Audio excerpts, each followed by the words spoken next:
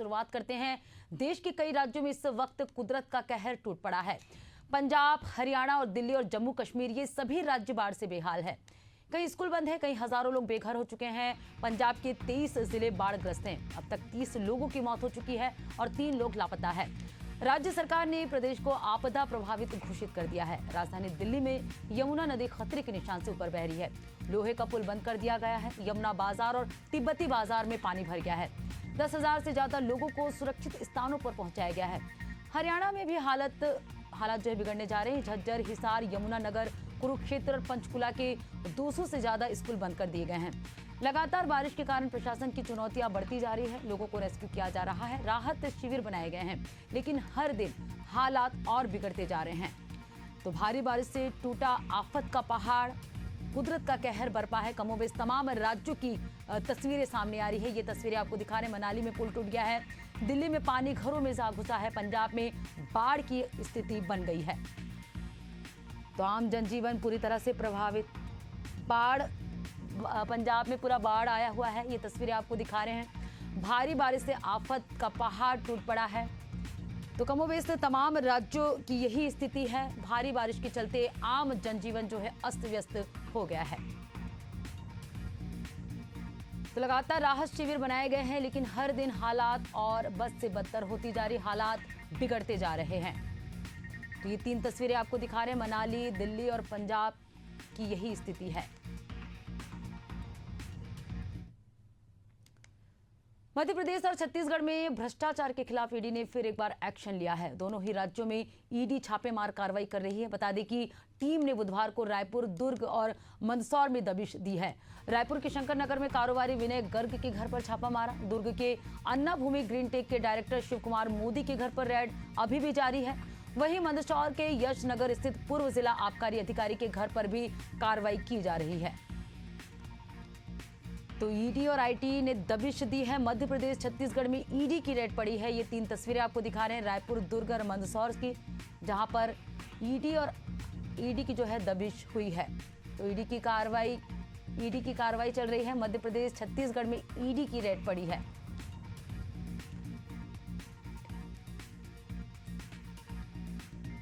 तो रायपुर, दुर्ग, मंदसौर में ईडी ने दबिश दी है। मध्य प्रदेश, छत्तीसगढ़ में ईडी की कार्रवाई जारी है।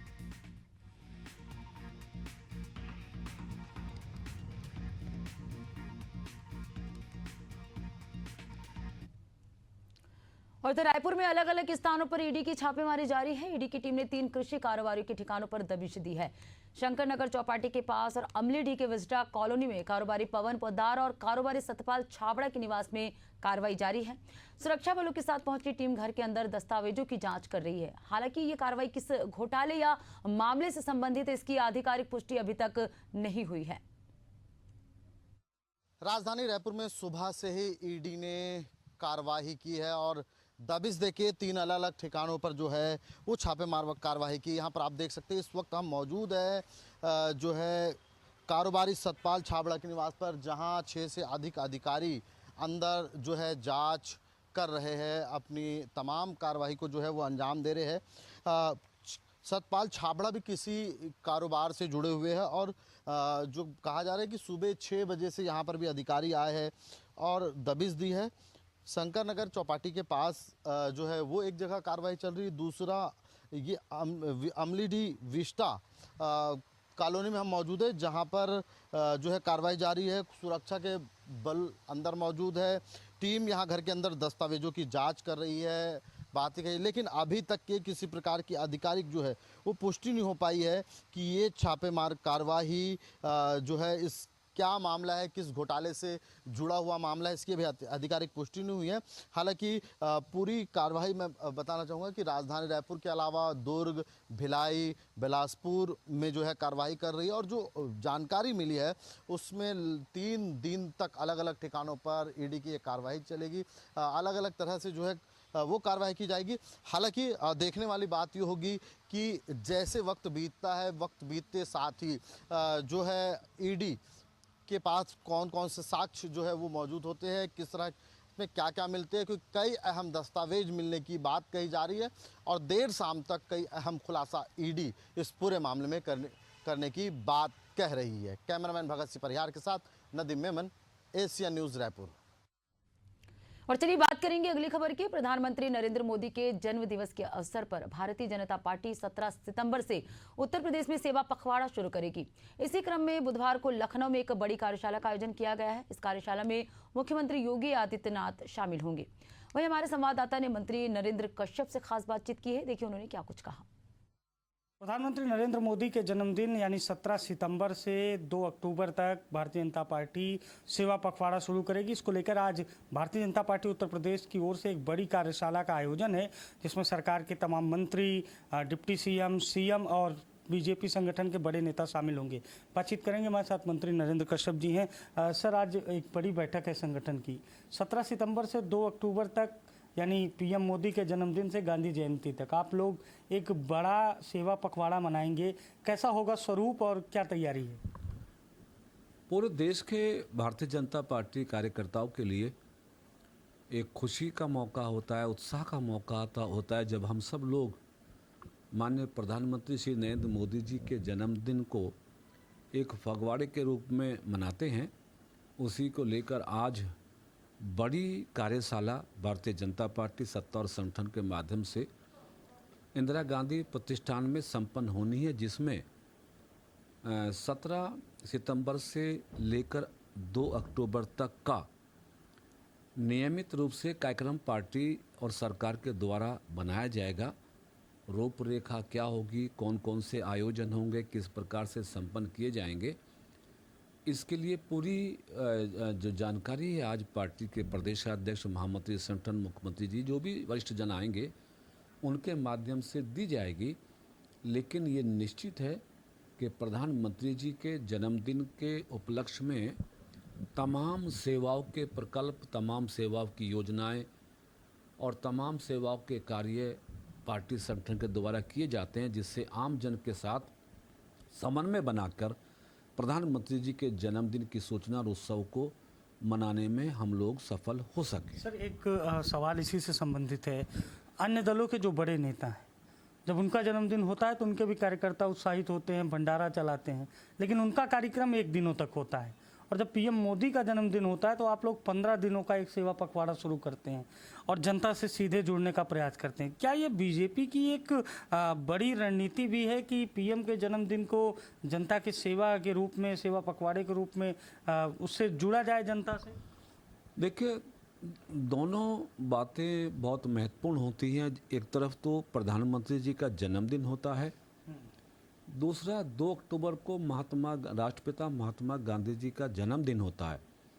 तो भारतीय जनता पार्टी चूँकि राष्ट्र से सरोकार रखने वाली पार्टी है, राष्ट्र के विकास उत्थान को करने वाली पार्टी है, इसलिए प्रधानमंत्री जी ने जिस प्रकार से 11 वर्षों में देश को समृद्धि और खुशहाली तक पहुंचाने में कामयाबी हासिल की है, उनके उत्कृष्ट कार्यों को, सरकार की विभिन्न योजना और सफलताओं को जनता के बीच ले जाना और जनता जनार्दन के माध्यम से देश के प्रधानमंत्री आदरणीय नरेंद्र मोदी जी के प्रति आशीर्वाद का भाव लोगों में उत्पन्न करना, डबल इंजन की सरकार के माध्यम से जो भी कार्य उत्तर प्रदेश के जन विकास के लिए संपन्न हुए हैं सरकार के माध्यम से, उन सबको जनता के बीच ले जाना और भारतीय जनता पार्टी की विचारधारा और उपलब्धियों को जन जन तक पहुंचाने का एक वृहद कार्यक्रम पार्टी इसलिए करती है ताकि जन जागरण के माध्यम से जनता अवगत हो सके कि प्रधानमंत्री जी का जीवन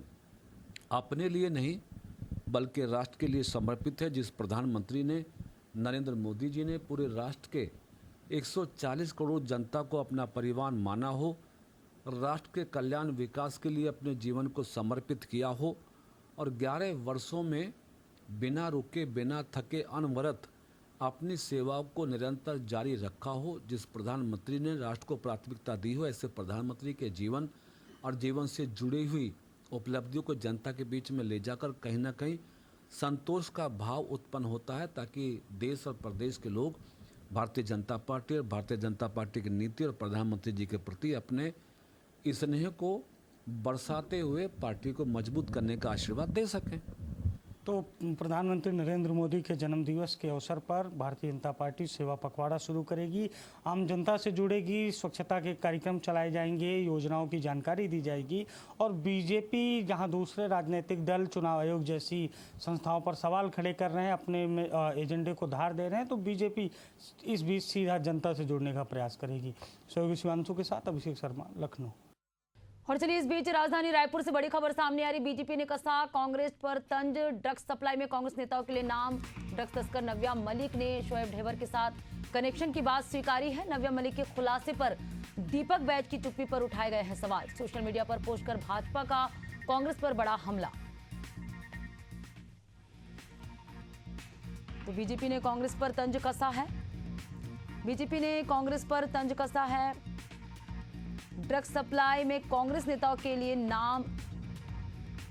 ड्रग तस्कर नव्या मलिक ने शोएब ढेबर के साथ कनेक्शन की बात स्वीकारी है। नव्या मलिक के खुलासे पर दीपक बैज की चुप्पी पर यहां पर बीजेपी ने सवाल उठाए हैं। सोशल मीडिया पर पोस्ट कर भाजपा का कांग्रेस पर बड़ा हमला। तो कांग्रेस पर बीजेपी ने तंज कसा है। ड्रग्स सप्लाई मामले में कांग्रेस के ऊपर बीजेपी ने तंज कसा है। ड्रग्स तस्कर नव्या मलिक ने शोएब ढेबर के साथ कनेक्शन की बात स्वीकारी। नव्या मलिक के खुलासे पर दीपक बैज की चुप्पी पर यहां पर सवाल उठ रहे हैं।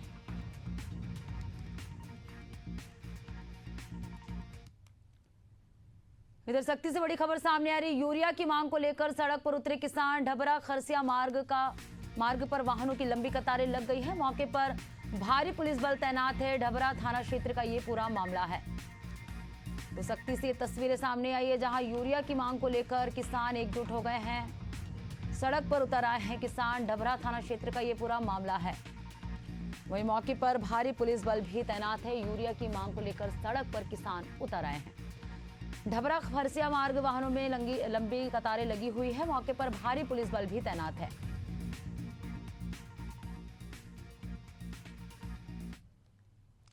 अगली बड़ी खबर धमतरी से। झोला छाप डॉक्टर अशोक शर्मा को गिरफ्तार किया गया। पुलिस ने रायपुर से झोला छाप डॉक्टर को गिरफ्तार किया। 10 अगस्त को सर्दी बुखार का इलाज कराने आया था मासूम। 12 वर्षीय नीरज साहू को लगाया था गलत इंजेक्शन लगाने के बाद हुई थी मासूम की दर्दनाक मौत। परिजनों की शिकायत पर कुरुद पुलिस ने ये कार्रवाई की है। तो झोला छाप डॉक्टर को पुलिस ने गिरफ्तार कर लिया है। गलत इंजेक्शन लगाने के बाद मासूम बच्चे की मौत हो गई थी। परिजनों की शिकायत पर कुरुद पुलिस ने ये बड़ी कार्रवाई की है और झोला छाप डॉक्टर को गिरफ्तार कर लिया है।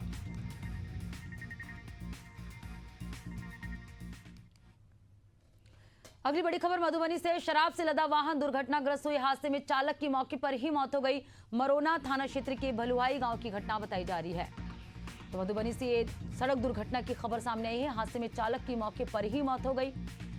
मरोना थाना क्षेत्र के भलुआही गांव की घटना बताई जा रही है। तो मधुबनी से ये खबर आपको बता रहे जहां शराब से लदा वाहन दुर्घटनाग्रस्त हुआ और इस हादसे में चालक की मौके पर ही मौत हो गई। मरोना थाना क्षेत्र के भलुआई गांव की घटना है जहां पर मौके पर ही चालक की मौत हो गई है। इस हादसे में मधुबनी से ये खबर आपको बता रहे जहां शराब से लदा वाहन दुर्घटनाग्रस्त होने के बाद हादसे में चालक की मौके पर ही मौत हो गई।